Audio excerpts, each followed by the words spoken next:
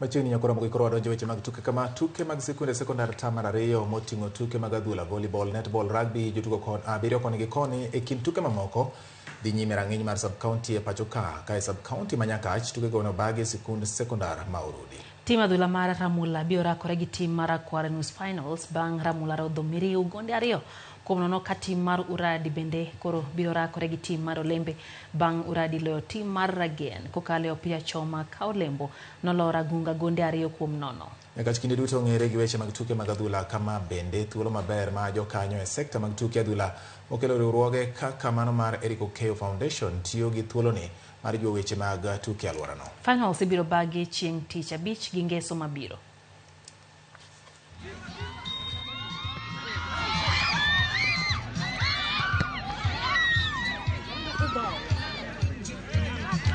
Sane talent pays.